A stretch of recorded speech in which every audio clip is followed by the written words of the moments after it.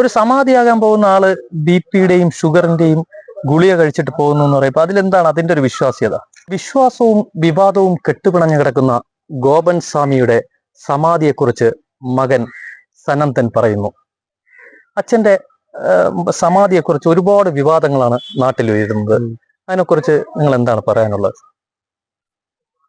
വിവാദങ്ങൾ എന്ന് പറഞ്ഞാൽ ഒന്നാമത്തെ കാര്യം എന്ന് പറഞ്ഞാൽ സമാധി എന്താണെന്ന് കാരണം അറിയത്തില്ല. രണ്ടാമതെന്ന് പറഞ്ഞു കഴിഞ്ഞാല് എൻ്റെ അച്ഛൻ സന്യാസ ജീവിതത്തിൽ കൂടെയാണ് അച്ഛൻ പോകുന്നത്. അതുപോലും അവർക്ക് കറക്റ്റായിട്ട് അറിയത്തില്ല. പിന്നെ എൻ്റെ അച്ഛൻ കൊച്ചിലെ ധ്യാനത്തിന് ഇരിക്കുന്ന ആളാണ്. അച്ഛൻ സന്യാസ ജീവിതത്തിലോട്ട് പോകുന്ന ഒരാളാണ്. എൻ്റെ അച്ഛൻ ധരിക്കുന്ന വസ്ത്രം കാവി വസ്ത്രമാണ്, കാവി ഷർട്ടാണ്, രുദ്രാക്ഷം ഇട്ടിട്ടുണ്ട്. അപ്പൊ ഇതൊക്കെയാണ് എൻ്റെ അച്ഛന്റെ വസ്ത്രവും രുദ്രാക്ഷവും ഇടുന്നത് രീതി. പിന്നെ അച്ഛന് മയിലാടിയില് മരുത്തമലയില് അവിടെ ഒരു ആശ്രമമുണ്ട്. അത് അയ്യാ വൈകുണ്ഠ സ്വാമിക്ക് കൊടുത്തിട്ടുണ്ടായിരുന്നു. പിന്നെ അയ്യാ വൈകുണ്ഠ ആശ്രമത്തില് സമാധി ആകുമ്പോൾ അച്ഛനും പോയി സമാധി ചടങ്ങുകളും കാര്യങ്ങളും അവിടെ ചെയ്യുമായിരുന്നു. ഈ അച്ഛൻ സമാധിയാകുമെന്ന് നിങ്ങളതിൽ അറിയിച്ചിട്ടുണ്ടായിരുന്നു? അമ്മയോടോ സഹോദരങ്ങളോടോ ആരെങ്കിലും ഒക്കെ മുൻപ്?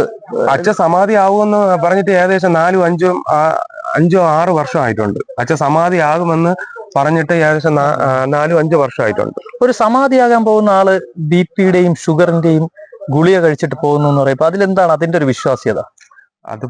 അതിപ്പോ എനിക്കറിയാം. ഇപ്പൊ വയസ്സാകുന്ന ആ സമയത്ത് ഓരോ വാർദ്ധക്യം എത്തുന്ന സമയത്ത് ഓരോരുത്തർക്കും ഓരോ അസുഖങ്ങൾ വരുന്നതാണ്.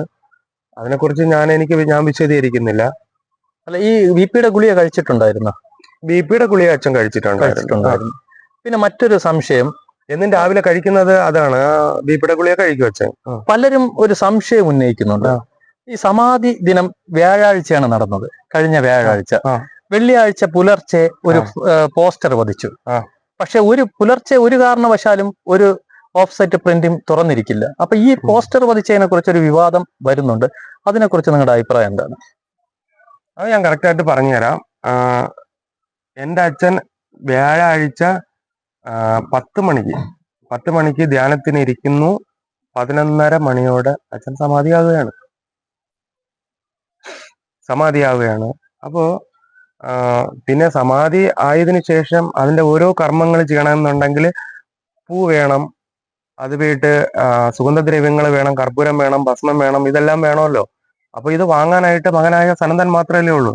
അപ്പോ ഫസ്റ്റില് ഞാൻ പൂജാ സാധനങ്ങൾ വാങ്ങാനായിട്ട് നെയ്യാറ്റിൻകര ശ്രീകൃഷ്ണ സ്വാമി ക്ഷേത്രത്തിന് സമീപമുള്ള ഒരു പൂക്കടയിൽ പോയി പൂവും മേടിച്ചിട്ട് ആലുമൂടിലുള്ള ഒരു പ്രിന്റിൽ പോയിട്ട് ഞാൻ അവിടെ അച്ഛന്റെ ഫോട്ടോയും കൊണ്ടുവന്ന് പറഞ്ഞ് ഡേറ്റും കൊടുത്തിട്ട്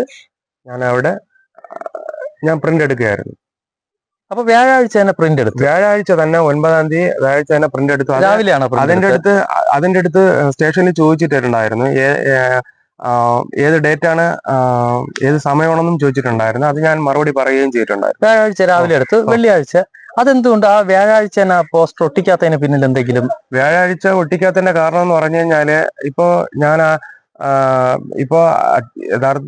എന്ന് പറഞ്ഞു കഴിഞ്ഞാല് അച്ഛൻ സമാധി ആകുന്നതിന് മുന്നേ തന്നെ അച്ഛൻ ഞങ്ങളുടെ അടുത്ത് പറഞ്ഞിട്ടുണ്ടായിരുന്നു, അച്ഛന്റെ സമാധി കർമ്മങ്ങൾ ചെയ്യുമ്പോൾ നിങ്ങൾ രണ്ടുപേരും മാത്രം എൻ്റെ അടുത്തുണ്ടായിരുന്ന മതി എന്ന് പറഞ്ഞിട്ടുണ്ട്. അതായത്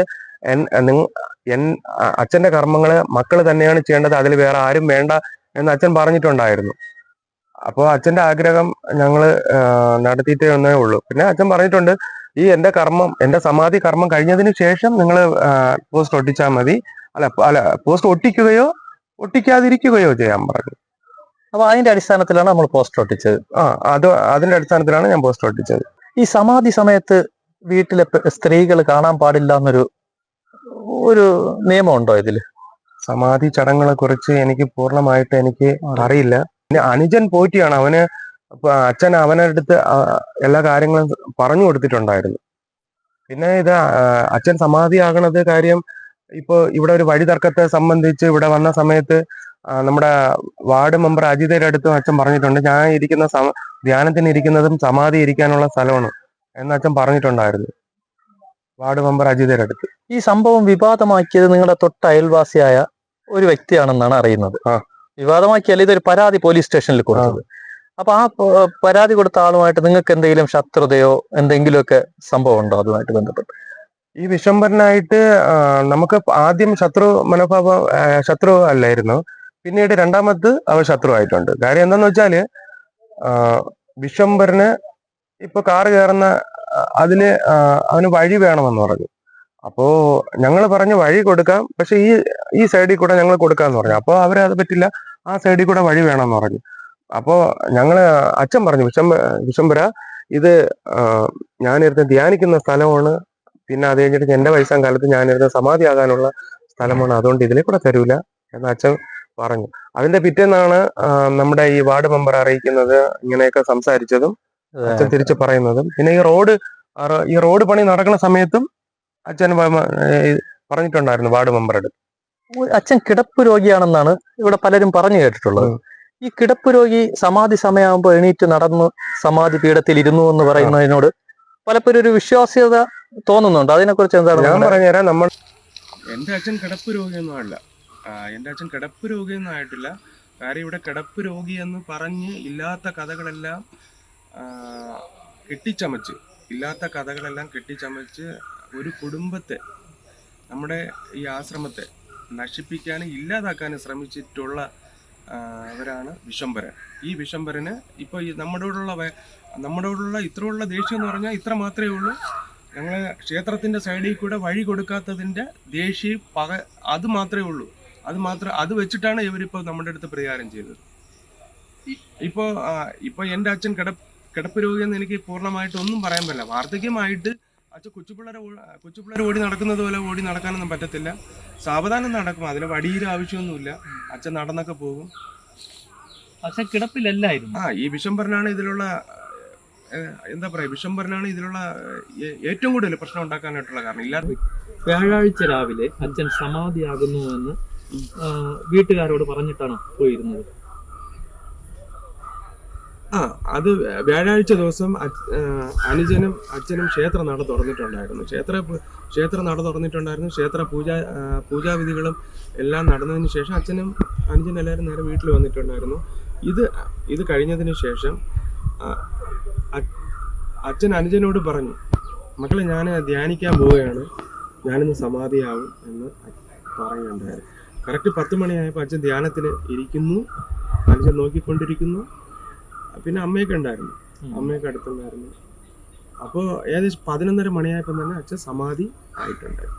അതെങ്ങനെ നിങ്ങൾ സ്ഥിരീകരിച്ചു അച്ഛൻ സമാധിയായി എന്നുള്ള സ്ഥിരീകരണം എങ്ങനെ സംഭവിച്ചു? സമാധി ആയെന്ന് പറഞ്ഞാൽ ഞാൻ കമ്പനിയിലാണ് വർക്ക് ചെയ്യണത്. അപ്പോൾ എൻ്റെ അടുത്ത് അനിയൻ വിളിച്ച് പറഞ്ഞിട്ടുണ്ട്, ചേട്ടാ അച്ഛന് അത്യാവശ്യമായിട്ട് ചേട്ടനെ കാണാൻ വരുമെന്ന് ചോദിച്ചു. ഞാൻ വരാമെന്ന് പറഞ്ഞു. അങ്ങനെ അവിടെ ലീവ് എടുത്തിട്ട് ഞാനിവിടെ വന്നായിരുന്നു. ഞാൻ പറഞ്ഞ ഞാനിങ്ങനെ നോക്കിയ സമയത്ത് അവിടെയാണ് നിൽക്കുന്നത്. അപ്പോൾ ഞാൻ ചോദിച്ചു, അനിയ എന്ത് പറ്റിയെന്ന് ചോദിച്ചു. അച്ഛൻ സമാധിയായെന്ന് പറഞ്ഞു. അപ്പോൾ എന്തായാലും ഞാൻ ആ ഒരു വിഷമത്തിൽ, സമാധി എന്ന് പറയുമ്പോൾ നമുക്കറിയാം ഭഗവാനിൽ ജയിച്ചെന്ന് നമുക്കറിയാം. അപ്പോൾ ഞാൻ എന്നിരുന്നാലും മക്കളെന്നുള്ള ഒരു നിലയ്ക്ക് അച്ഛൻ്റെ നെഞ്ചിൽ തട്ടിയിട്ട് അച്ഛന്ന് ഞാൻ വിളിച്ചായിരുന്നു. അച്ഛന് ഒരനക്കമില്ല. 2 ഷോളറിലും പിടിച്ച് നല്ല കുലുക്കിയായിരുന്നു. നല്ല കുലുക്കിയിട്ട് നല്ലോണം കുലുക്കിയായിരുന്നു. കുലുക്കിയതിന് ശേഷം അച്ഛൻ്റെ 2 കൈകളിലും പിടിച്ച് വലിച്ചു. അപ്പോൾ കൈ ഹാർഡായിപ്പോയി. കൈ നല്ല ഹാർഡായിരുന്നു. പിന്നെ ഞാനും ബലം പ്രയോഗിക്കാനൊന്നും നിന്നിട്ടില്ല. പിന്നെ ഞാൻ നോക്കിയെന്ന് പറഞ്ഞു കഴിഞ്ഞാൽ മൂക്കിലൊരു 5 മിനിറ്റോളം ഞാൻ കൈ വെച്ചിട്ടുണ്ടായിരുന്നു. ശ്വാസമില്ല. പിന്നെ വയറിൽ പതപ്പില്ല. കുറേ സമയം കണ്ണുകൊണ്ട് നോക്കിയിരുന്നു, വയറിൽ പതപ്പില്ല.